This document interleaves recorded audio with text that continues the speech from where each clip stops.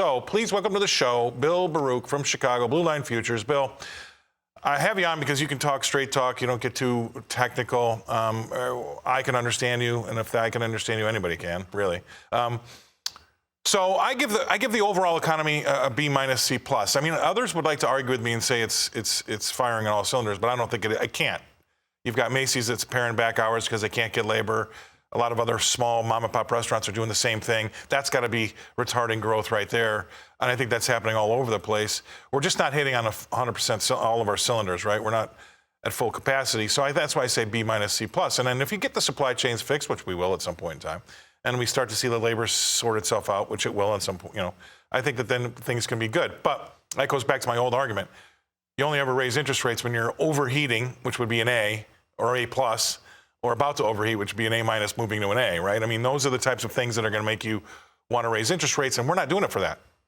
Yeah. We're not. Yeah. We're doing it for inflation. So I'll give the floor to you. I know you've got some ideas and some things you're thinking about, but that would be where I sit. It's just not an A or even an A minus because of the things I mentioned. And if that's the case, this raising interest rates is going to affect everything, not just inflation. You're right. I'm actually with you here. B minus, C plus. It's I think you could say, hey, the GDP number going back to quarter four was solid. But one thing that really stood out to me that I've been talking about, and it's in the news today, is business inventories. And business inventories were growing during that quarter. That's a tailwind to GDP at that time.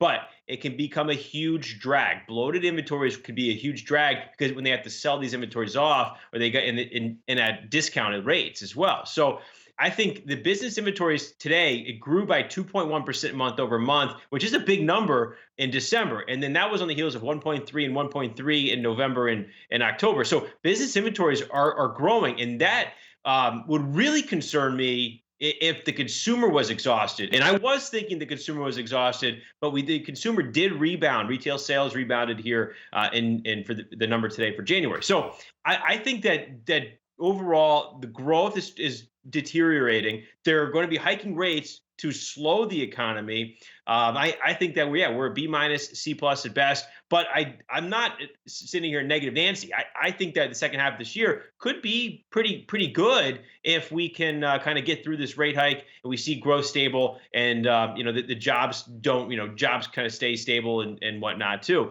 So that's where I think that's where I am. Well, and and this is total tavern talk, cafe talk, cup of coffee and a beer. We have no idea really how we're going to end up at the end of the year. We can just look at what we've been given and try to build a story from there. And I like you, I'm kind of in the same camp as you are. And you know what, that retail sales number I've never liked, Bill, because it's not retail profits. Yeah. I don't care how much you sell. I want to know if you're making money, right? So maybe they were getting rid of some of that October business inventory at a loss, but it looks good as retail sales, right?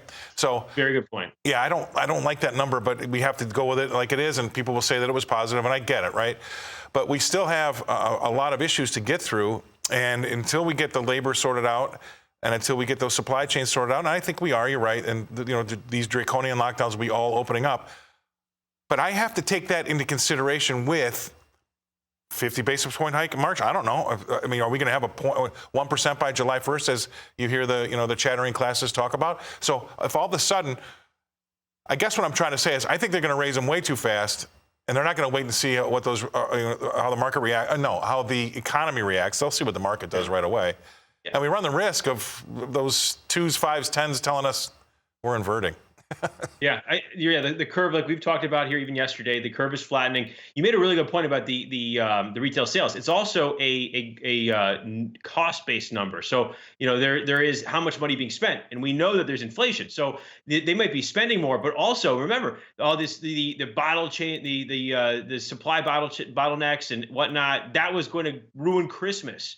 And you know what? Christmas wasn't ruined. The shelves were stocked. So maybe they paid more as well to get those inventories there. And then in turn, retail sales, the overall number was higher. So I think there's an inflation factor to the retail sales as well. So I'm with you on that. And I think that kind of just highlights where we're trending in the economy. And if we do get a 50 basis point hike, I think the market is ready to absorb it, but there still will be some shock because there's going to be more hikes coming down the path. Now, what I think, how can you trade this? What can you do to take advantage of this? That's how I'm looking at it right now. And typically, I think one of the things I've highlighted in recent shows is the U.S. dollar really likes to top at the onset of or early stages of a hiking cycle. Similarly, you also get a top in rates, the longer end typically on the onset or early stages of a hiking cycle. The same way rates bottom. If you look back, every time we saw QE or some sort of quantitative easing, rates bottomed within months of that